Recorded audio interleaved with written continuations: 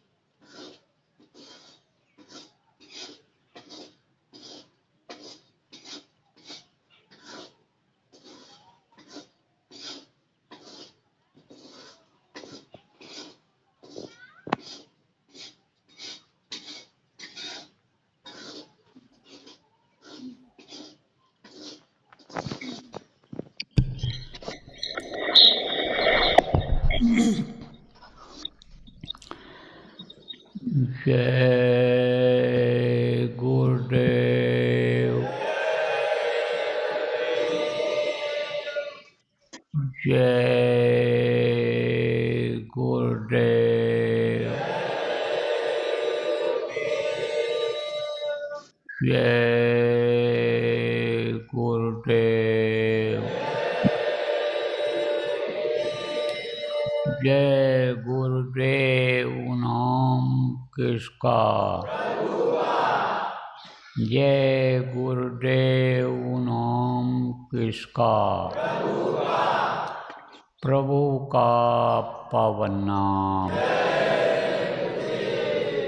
प्रभु का पावन नाम जय गुरुदेव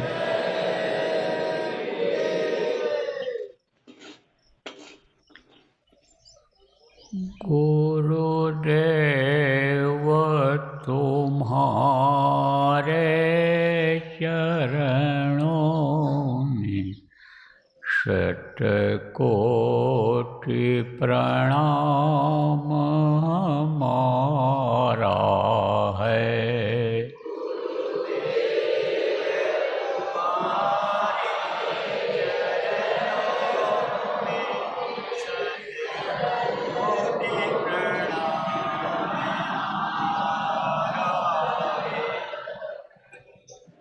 मेरी नैया पार लगा देना कितनों को पार उतारा है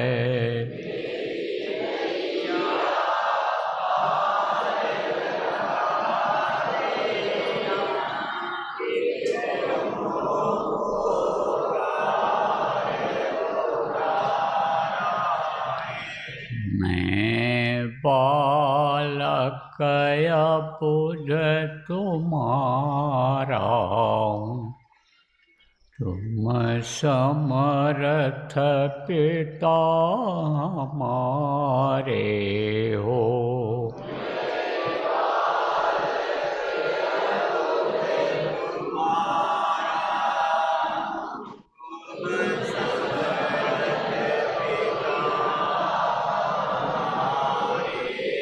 मुझे अपनी गोद बिठा लेना ताता लो बुझा पसारा है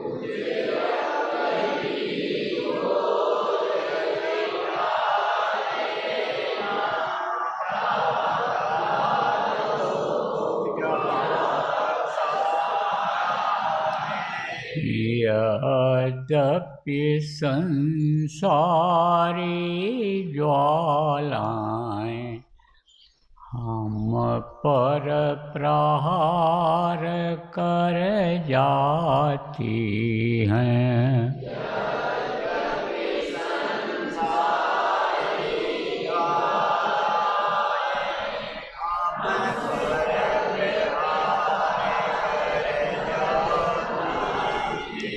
पर शीतल करती रहती हैं, तेरी शीतल अमृत धारा है।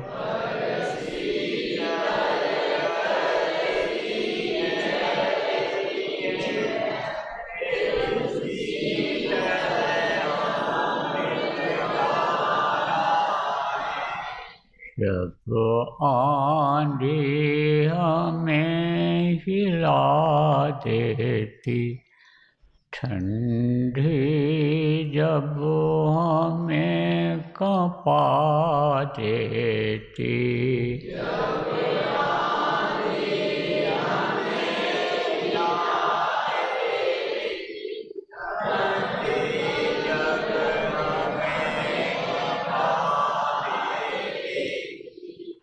मुस्कान तुम्हारे अधरों पे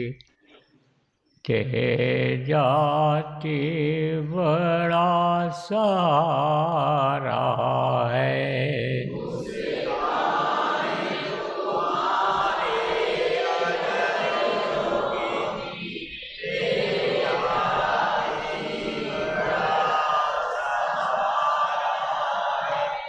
कुछ भुजा उठा कर कहते हो, कुछ मंत्र सा पढ़ते हो,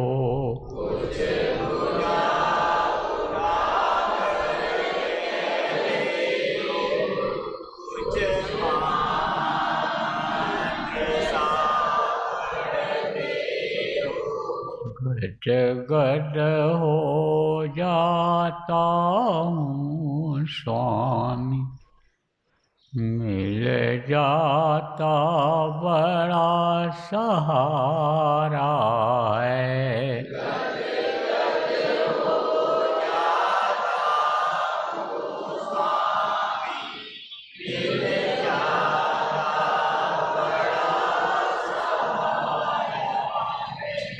समूर्ति माधुरी की झांकी यदि सदा मिला करती स्वामी,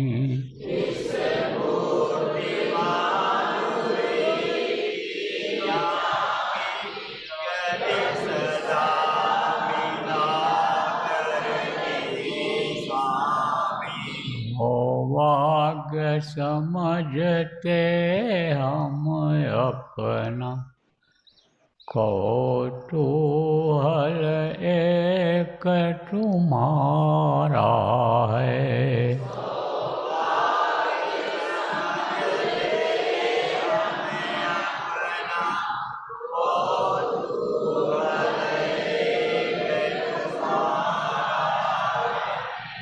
मैं बारंबार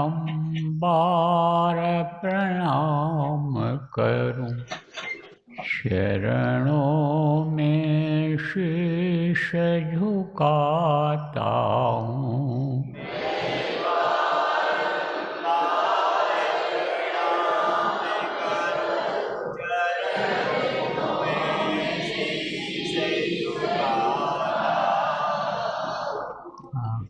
पार अवश्य हो जाऊंगा, पतवार गुरु ने संभाला है।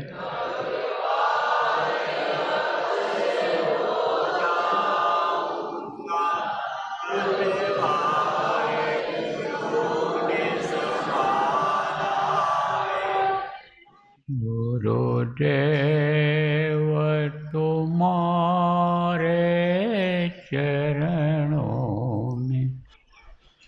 शतकोटि प्रणाम हमारा है।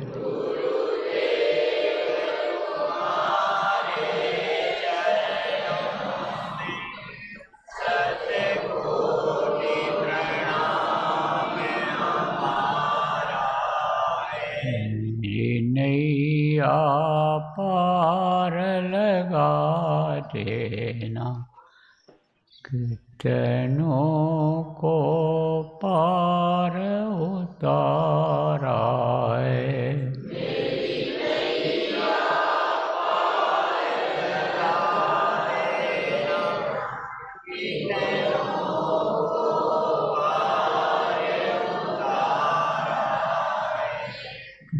कितनों को पार उतारा है।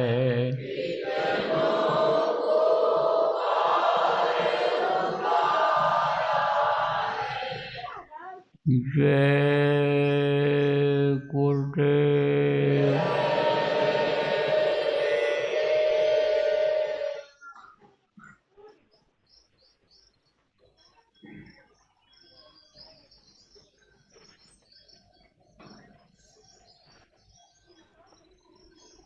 सर्वसमर्थ सर्वत्र अस्मरणीय दाता दयाल दीन बंधु कृपा निदान परम पूज्य गुरु जी महाराज, उपस्थित सभी साधक बच्चे एवं प्रेमी बच्चों एवं बच्चियों, आज 22 सितंबर 2025 प्रातःकाल की बेला आश्रम उज्जैन में 9 दिन के अखंड साधना शिविर में बैठने का जो ये अवसर मिला है, इसमें बहुत बड़ी दया गुरु महाराज की हुई है और हो रही है और होगी भी। जब संस्कार जगते हैं, जब गुरु की दया होती है, तभी ऐसा अवसर मिलता है। पहले भी अवसर मिला, सबके लिए अवसर था। कोई भी स्कूल में भर्ती हो जाए, लेकिन अलग अलग स्कूल होते रहे, अलग अब भी होते हैं। कहीं 5 तक पढ़ाई होती है और कहीं 6 से शुरू होती है, 10 तक चलती है, कहीं 12 से शुरू होती है।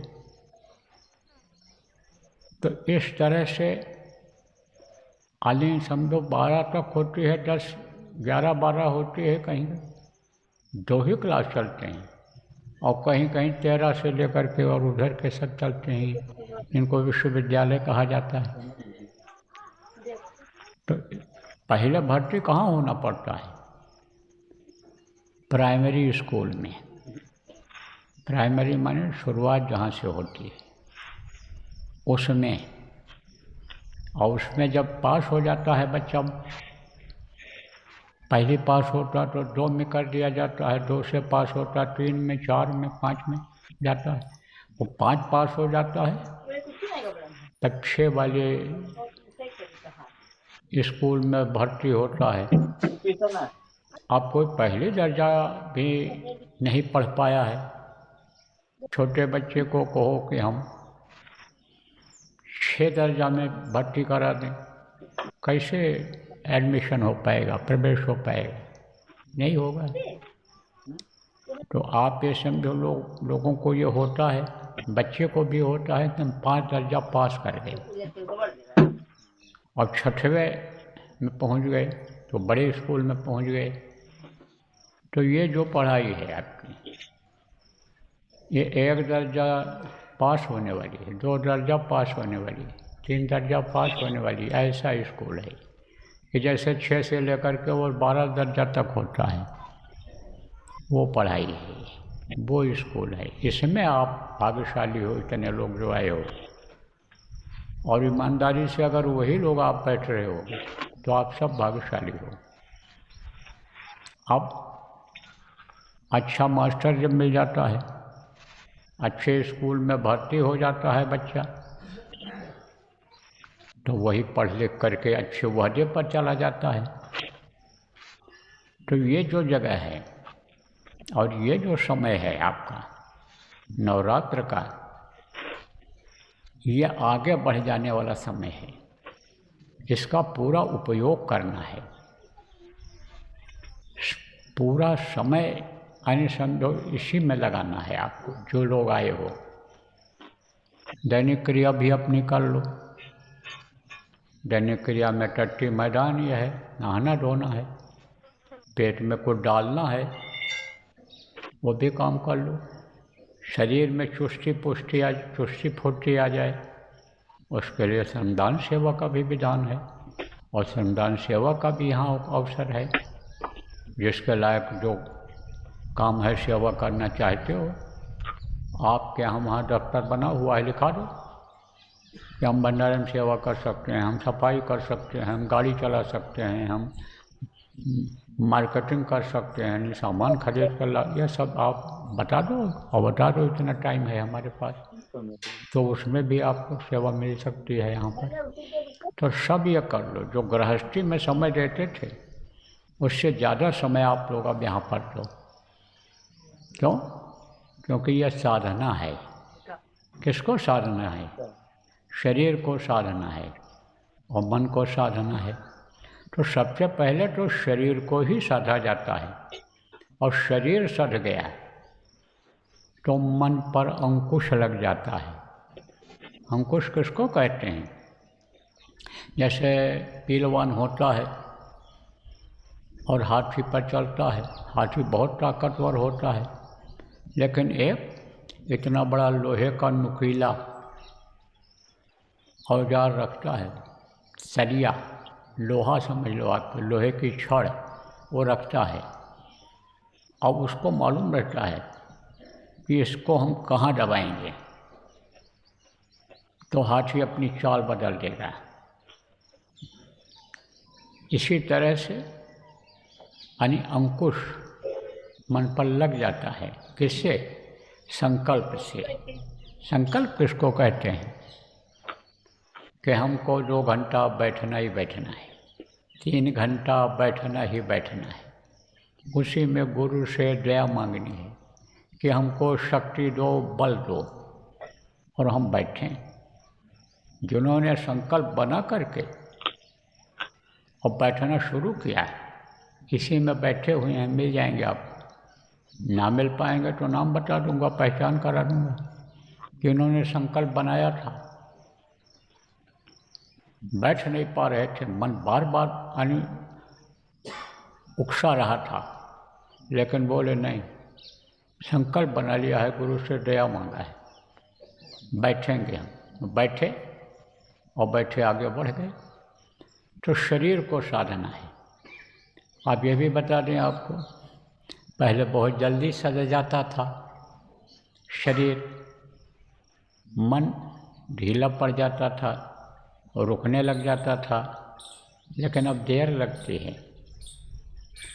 आधा घंटा, पौन घंटा लग जाता है, 1 घंटा लग जाता है। किसी किसी का बैठे रहते हैं, बहुत समय तक नहीं लग पाता है।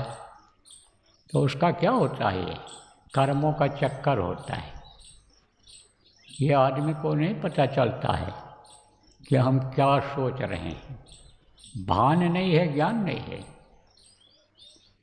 सोच ले और उसके बाद में भी सोचे कि सही सोचा है कि नहीं सोचा है। सोचने से पहले ये सोच ले कि हमको क्या सोचना है, क्या करना है। तो आदमी को भान ज्ञान नहीं होता है। अपनी इच्छाओं में यानी इच्छा पैदा हो जाती है, इच्छा में सोच डालता है ऐसा करना चाहिए। आप ये समझो प्रेमी, उसी तरह की बुद्धि हो जाती है उसी तरह से मन भी उसको सहारा दे देता है और कर्म बना लेता है। मुंह से बोल जाता है, मन से सोच लेता है, शरीर से कर डालता है, तो मनसा वाचा और कर्मणा ये 3 कर्म लग जाते हैं। कर्म तो सब लिखते हैं, कौन लिखता है? राम झरोखे बैठकर सबका मुजरा ले और जाकी जैसी चाकरी वाको वैसा दे। झरोखा किसको कहते हैं? झरोखा कहते हैं जिसको आप खिड़की कहते हो, उसको झरोखा कहते हैं। जिधर से कमरे में आते जाते हैं उसको दरवाज़ा कहते हैं। तो वो कहाँ बैठे हुए हैं? कौन? यमराज, जो हिसाब करते हैं पूरे जीवन का, पैदा हो तब से और मरो नहीं तब तक का हिसाब उनके पास रहता है। तो नोट कौन करता है, लिखता कौन है? उनके जो पीए जिनको कहते हो, मंत्री जिनको कहते हो, सचिव जिनको कहते हो, वो लिखते हैं। उनका नाम है चित्रगुप्त। तो जो इंसान सोचता है उसको भी वो लिख लेते हैं। जो यानी मन में आया और सोचा उसको लिख लिया कि देखो ये बुरा सोच रहा है, ये देखो बुरी बात बता रहा है, ये मारने काटने मरवाने की बात करवा रहा है, उसको नोट कर लेते हैं। और शरीर से जो कर डालता है आदमी उसको भी नोट कर लेते हैं, वो लिख लेते हैं। तो छूट दी जाती है। जैसे इस समय छूट दी है गुरु महाराज ने, गुरु महाराज की दया हुई और ऐसी छूट दी जा रही है आपको कि जो लोग आप इस समय पर अपने अपने घरों में बैठे हुए हो, सुन रहे हो, और अभी साधना में जब बैठाया जाएगा आप बैठोगे, तो ये छूट है आपके लिए कि आप वहाँ पर बैठो, बैठना सीखो, स्कूल जाना सीखो, पहली दर्जा में भर्ती हो जाओ, पहली दर्जा की पढ़ाई जल्दी से जल्दी पढ़ लो। तो एक तरह से छूट है सबके लिए। आप ये समझो कि एक जैसा वातावरण नहीं है कलयुग में कि एक जैसी बात बताई जाए, एक जैसा कराया जाए। कलयुग का वातावरण खराब हो गया। पहले युगों में एक ही नियम था, नियम का सब पालन करते थे, और अब नियम का पालन नहीं करते हैं। तो अब आपको मोटी बात समझाता हूँ कि कोई प्रश्न पत्र यानी विद्यार्थी का जो पर्चा मिलता है सवाल हल करने का, अगर कड़ा आ जाए, कठिन सवाल आ जाए, उसमें कोई ऐसा पर्चा बनाने वाला मिल जाए कि जो बहुत कठिन कठिन सवाल लिख दे उसमें, और वो पा जाए बच्चे जो पढ़े ही ना हो, कैसे पास होंगे? लेकिन जो कॉपी जांचने वाले हैं फिर वो रियायत करते हैं और देखते हैं कि इनमें बहुत कम ऐसे हैं जो पास हो पाएंगे, तो वो थोड़ा बड़ा बड़ा करके भी नंबर दे देते हैं कि कम से कम दूसरे क्लास में पहुंच तो पावें ये बच्चे। वो क्लास चले तो नहीं बंद हो जाएगा।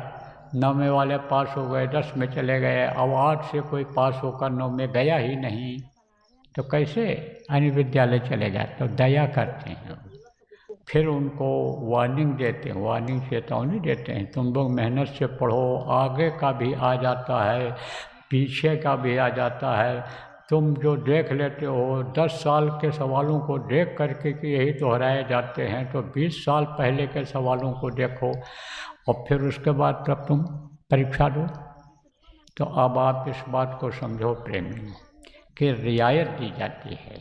तो रियायत दी जा रही है कि अपने अपने घरों में ही कर लो, वहीं अपने कर्मों को काट लो। तो वो मनसा वाचा और कर्मणा, ये जो 3 कर्म नोट करते हैं, लिखते हैं, कौन लिखता है? ये लिखते हैं आपके चित्रगुप्त। तो वो तो पेश कर देते हैं। जैसे मीटर कहीं लगा हुआ हो सरकारी दफ्तर में, बिजली के दफ्तर में लगा हुआ हो मीटर, तो बिजली के दफ्तर वाले बिल थोड़े जमा करते हैं, लेकिन मीटर में रीडिंग आती है कि कितना इन्होंने बिजली खर्चा किया। ऐसे ही वो अपना जो लिखते हैं, जिनको आप देख नहीं पाते हो इन बाहरी आंखों से, वो आपकी सारी गतिविधियों को लिखते हैं कि क्या कर रहे हैं, क्या बोल रहे हैं, क्या सोच रहे हैं, कहाँ जा रहे हैं, शरीर से क्या काम कर रहे हैं, वो सब लिखते हैं और पेश कर देते हैं। किसके सामने? जज के सामने। जैसे फाइल पेश कर देता है उनका पेशकार, ऐसे ही वो पेश कर देते हैं एक एक का फाइल। जब ये शरीर छोड़ता है तो वो उसको माफ़ कर देते हैं। इस वक्त पर माफ़ हो रहा है, पहले नहीं माफ़ हो रहा था, पहले युगों में भोगना पड़ता था, अब माफ़ कर दे रहे हैं।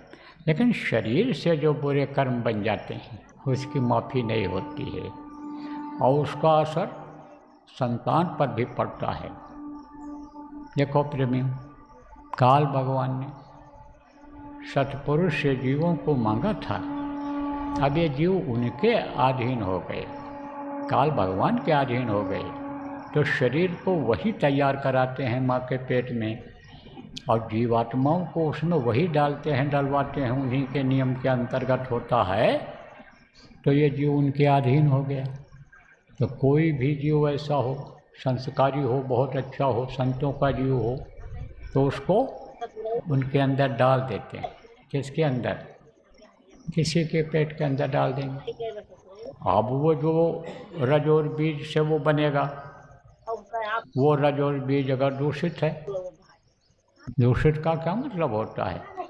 कहते हैं ना खून का असर होता है, और खून अगर वो समझो कि बेमेल हो गया है, यानी बेमेल का मतलब एक का नहीं रहा है, एक का रज नहीं रहा है, तो उसका असर आ जाएगा। अब सब लोग इस बात को नहीं समझोगे, खुले शब्दों में अब समझा देना चाहता हूँ, स्पष्ट समझ में आ जाए। कोई औरत व्यभिचारिणी है और उसके साथ कोई बहुत अच्छा साधक है और बहुत अच्छा संस्कारी जीव है, शाकाहारी है, नशा मुक्त है, आप ये समझो कि अच्छा कर्म करता है, धार्मिक है, ईश्वर भगवान को मानता है, मनवाता है, जो हो सकता है मदद करता है इन कामों में, अच्छे कामों में। अब उससे उसका संपर्क हुआ तो उसका असर आ जाता है, बच्चे के ऊपर आ जाता है।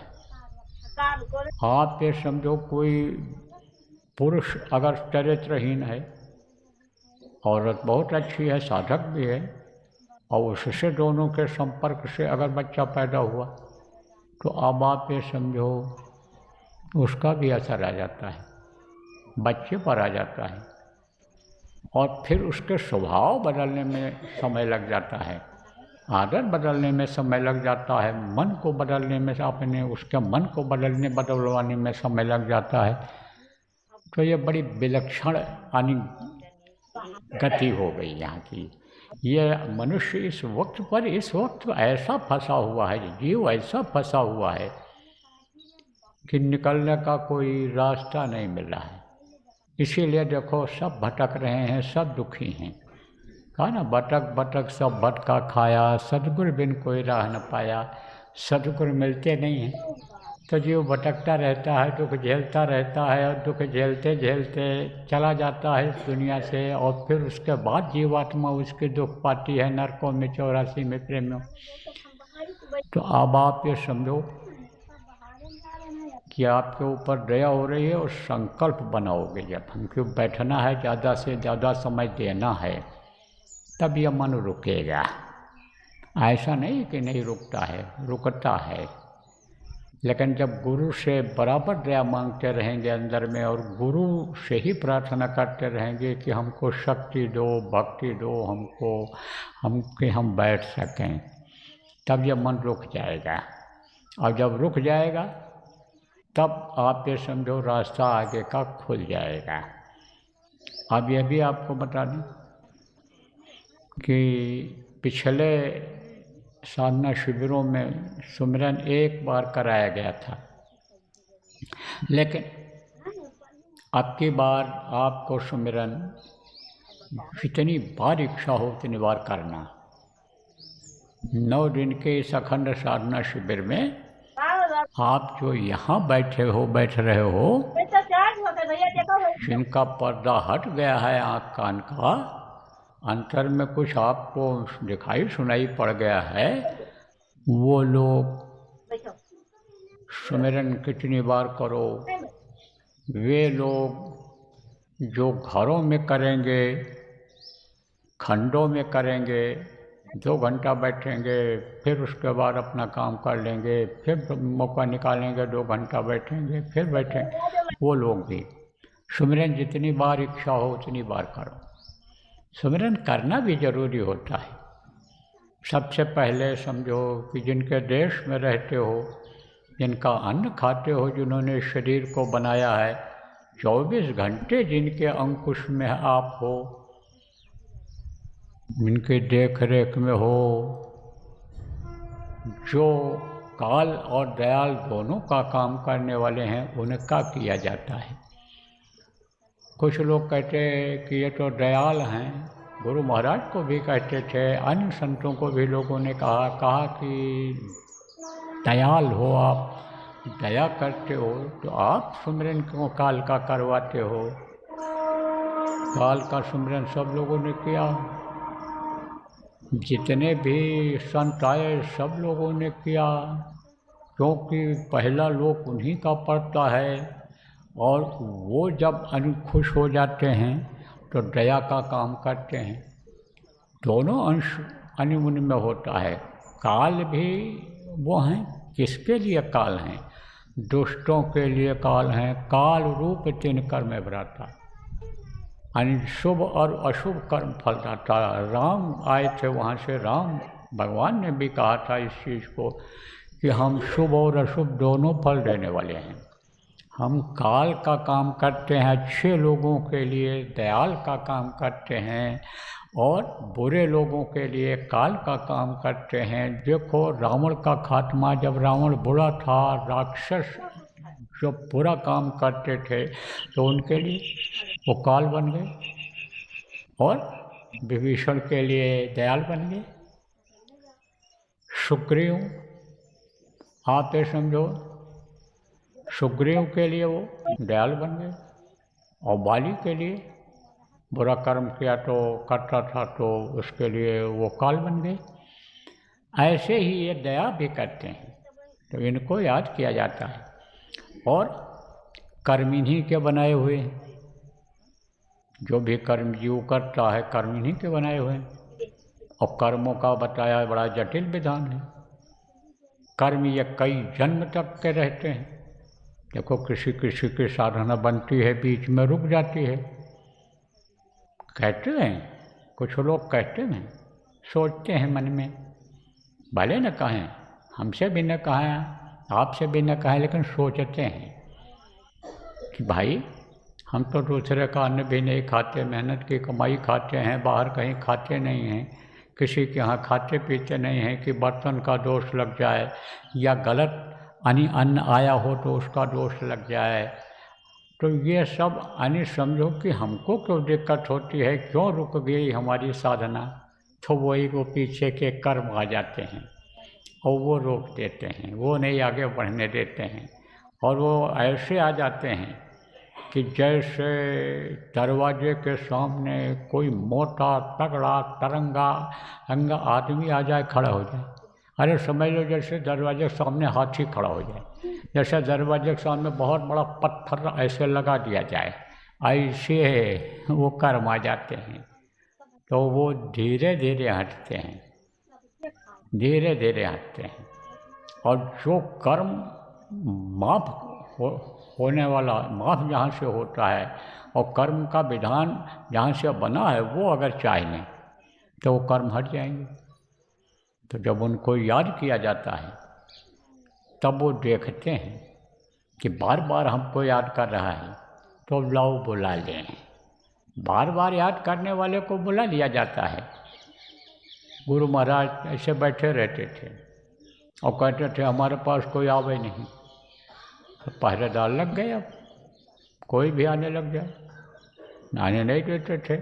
लेकिन कोई अगर दूर से चिल्ला रहा है कि हमको बुला लो बुला लो बुला लो,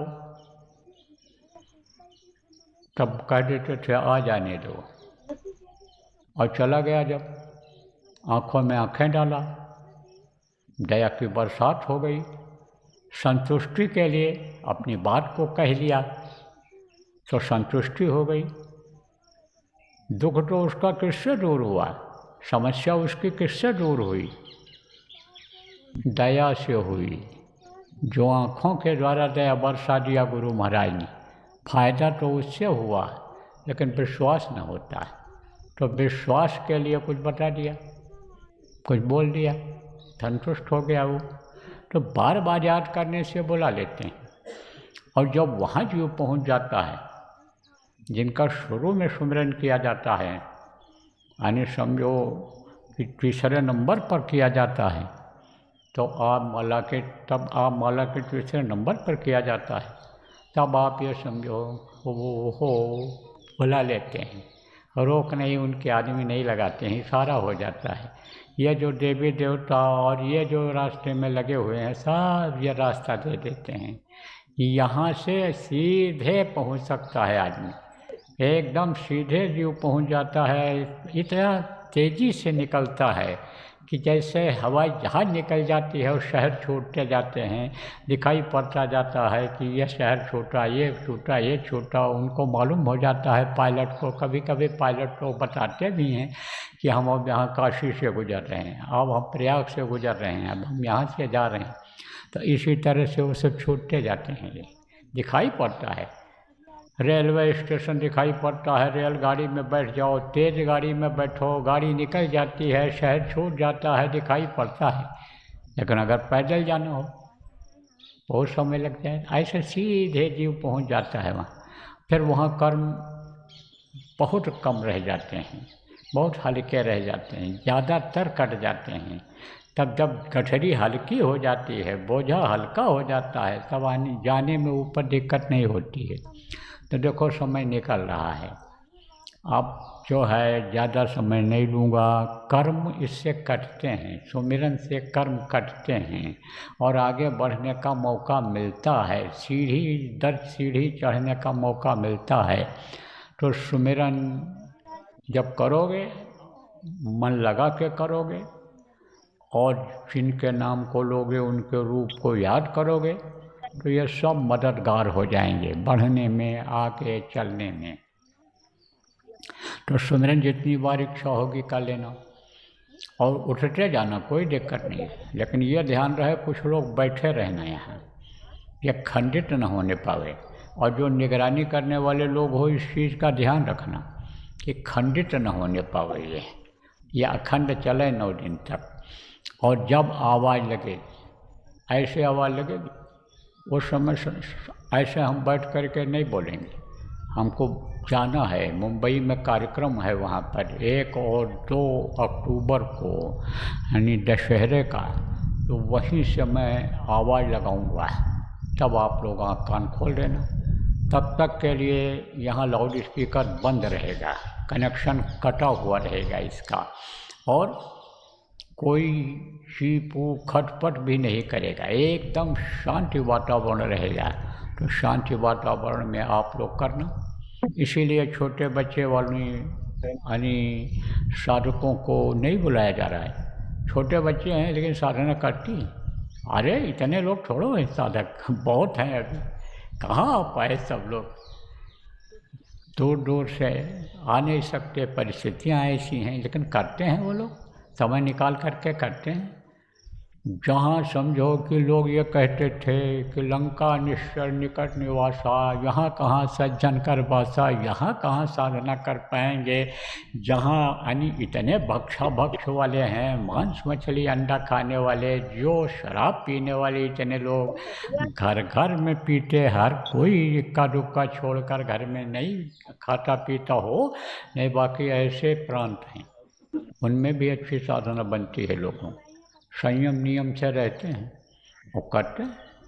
अरे कोई ज़बरदस्ती मुँह में डालता है, इन गंदी चीज़ों को ज़बरदस्ती कोई डालता है? ये तो आदमी के मन की कमजोरी है। और एक बार जो ज़बान को टेस्ट लग गया तो मन उसी चीज़ को मांगता है, बस आदमी उसी में फंस जाता है। तो साधना करने वाले हैं, सबकी साधना बनती है। तो समय निकालना आप लोग, बैठना और निगरानी करने वाले इस चीज़ का ध्यान रखना कि ये बराबर चले, आपका साधना शिविर आपकी बराबर चले, या 9 दिन तक अखंड रहे। अब ये जो लोग बाहर में अपने अपने घरों में करोगे, उनको भी थोड़ा सा बता दें कि आप लोग अपने अपने घरों में 8 से और 12 घंटे तक रोज़ समय अगर निकाल ले जाओगे और गुरु से बराबर प्रार्थना करते रहोगे, दया मांगते रहोगे, तो आपको भी कुछ न कुछ अनुभूति हो जाएगी, दया का अनुभव हो जाएगा। सबको एक जैसा तो नहीं कहा जा सकता है, लेकिन जो जीव जैसा होगा कर्म वाला, कर्म कम होंगे तो उसको ज़्यादा लाभ मिल जाएगा। जिसके ज़्यादा कर्म होंगे, भारी कर्म होंगे, उसको देर लगती है। पिछले जन्म के भी कर्म रहते हैं, संचित, क्रमण, प्रारब्ध, 3 तरह के कर्म हैं, बताए गए हैं। तो पीछे जन्म का जो कर्म थोड़ा खराब हो गया, उसी की वजह से यह मनुष्य शरीर मिला। लेकिन अच्छे कर्म ज़्यादा रहे, जिससे यह मनुष्य शरीर मिल गया। नहीं तो पशुओं, पक्षियों, कीड़ों मकोड़ों की योनि में जाना पड़ता, पेड़ पौधे बनना पड़ता। तो दया तो हुई है, लेकिन वो कर्म आड़े हाथ आ जा रहे हैं, वही परेशान कर रहे हैं। कुछ पिछले जन्मों के कर्म हैं, वो भी आ जाते हैं। बहुत संयम नियम से आप रहते हो, नामदानी हो, सत्संगी हो, सुमरन ध्यान भजन भी करते हो, सेवा भी करते हो, लगे रहते हो, लेकिन वो कर्म आपके अभी नहीं कट पा रहे हैं, क्योंकि वो कर्म ये सेवा से कटते नहीं हैं। वो कर्म के लिए तो भजन करना पड़ता है, कराना पड़ता है।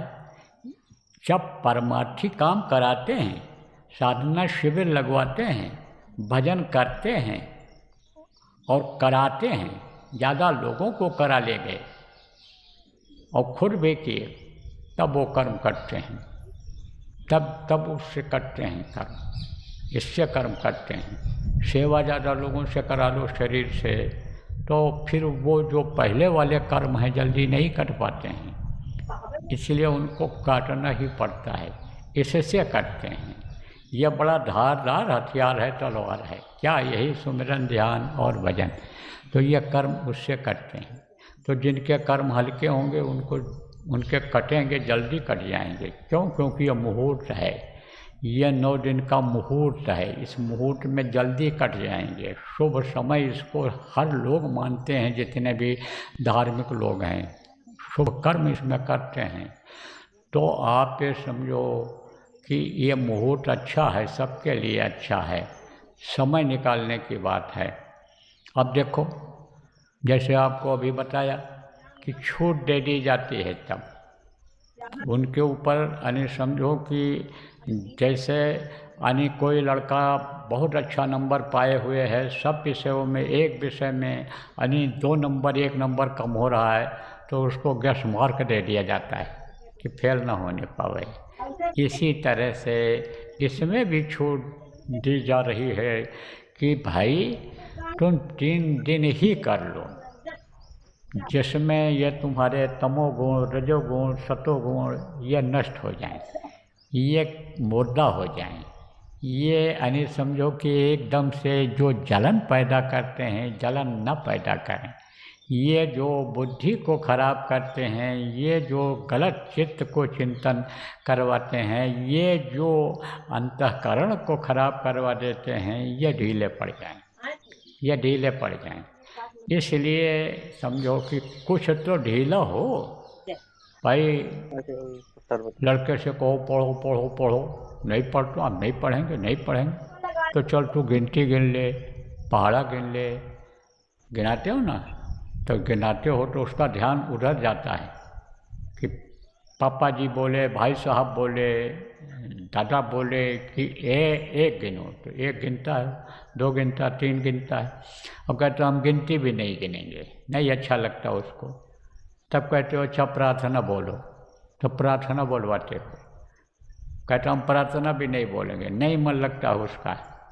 तब कहते हो अच्छा तब तुम अब कहानी सुनो, किस्सा सुनो। किसी में तो मन लगे तुम्हारा, मन जो दूसरी तरफ लगा है बच्चे का, खेलने में, दूध पीने में, इधर उधर घूमने में, उसमें से तो हटाए। तो भाई इसी तरह से ये उपाय है। क्या उपाय है ये कि कम से कम 3 दिन बैठो लगातार, ना बैठ पाओ समय हो तो 3 दिन बैठो, किसी में बैठ जाओ। 3 दिन में तमोगुण, 3 दिन में रजोगुण, 3 दिन में सतोगुण, ये यानी समझो एकदम ढीला पड़ जाए। तो तीनों में से कोई तो ढीला पड़े। अभी तो तीनों सवार हैं ये सिर पर, तो ये सब छूट दे दी गई है। तो इस हिसाब से अपना कर लेना, लेकिन करो सब लोग। ये मौका अच्छा है, तकलीफ इसी से दूर होगी।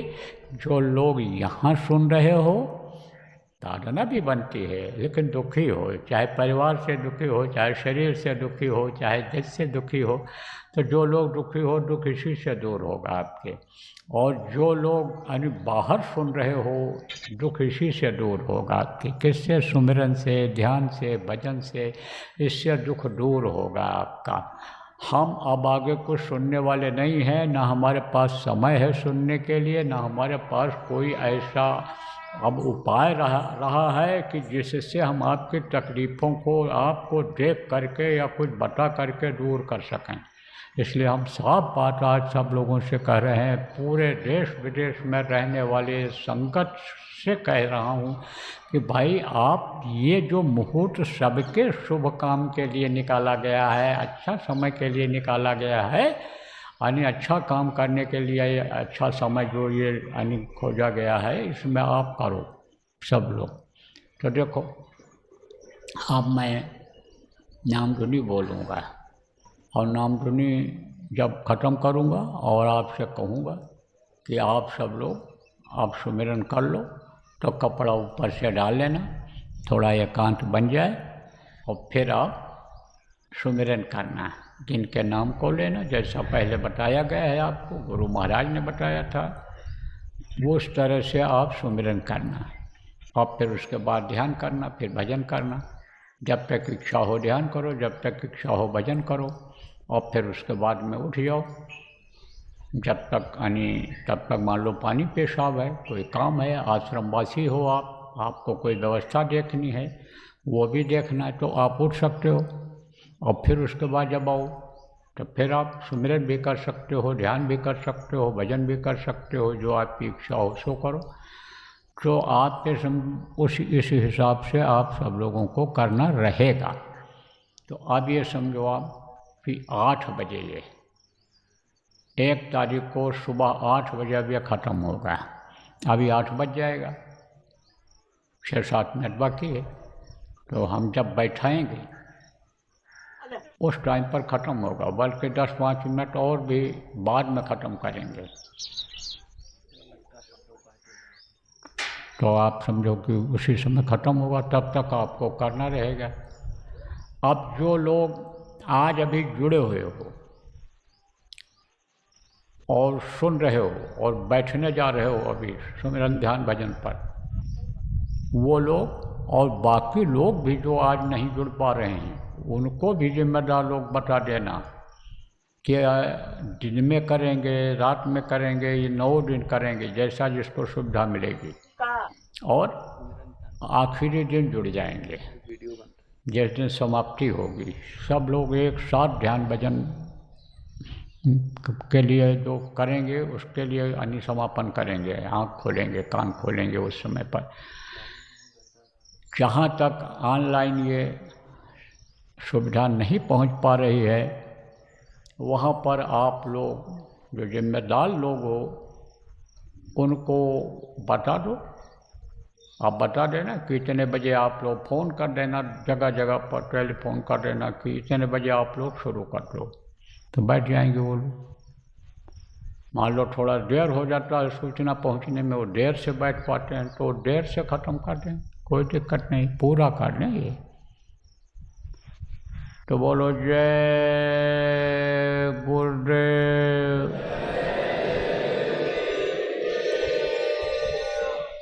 जय गुरुदेव।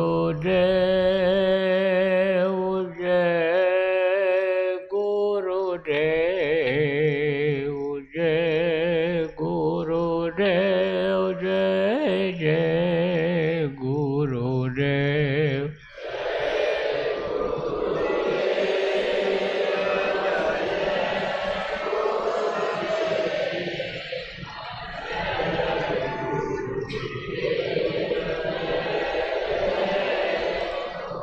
जय गुरुदेव जय गुरुदेव जय गुरुदेव जय जय गुरुदेव।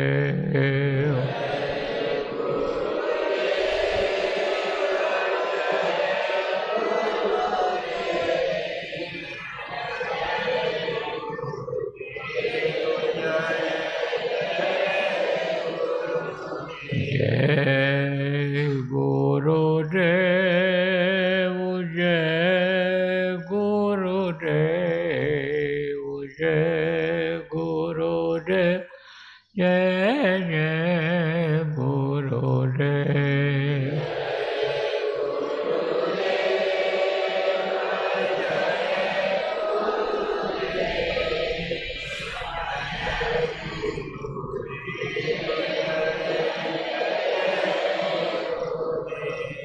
जय गुरुदेव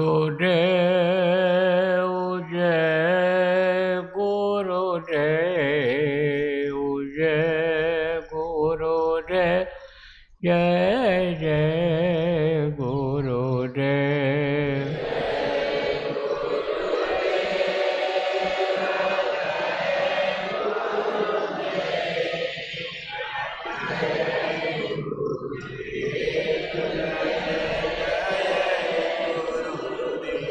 जय गुरुदेव जय गुरुदेव जय गुरुदेव जय जय गुरुदेव।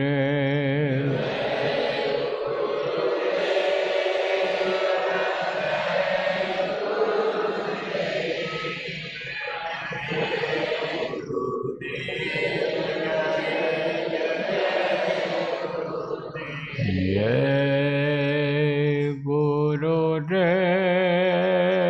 जय गुरुदेव जय गुरुदेव जय जय गुरुदेव।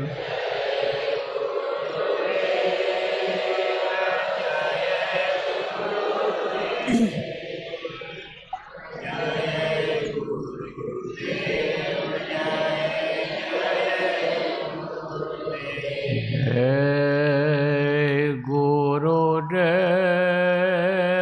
जय गुरुदेव जय गुरुदेव जय जय गुरुदेव।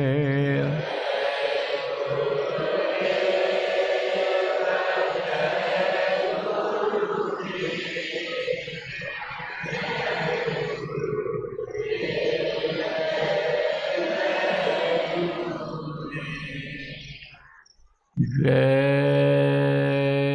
गुरुदेव।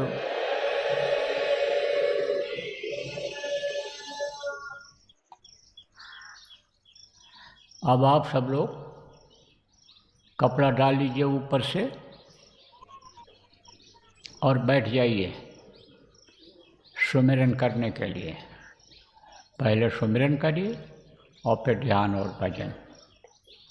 बोलो जय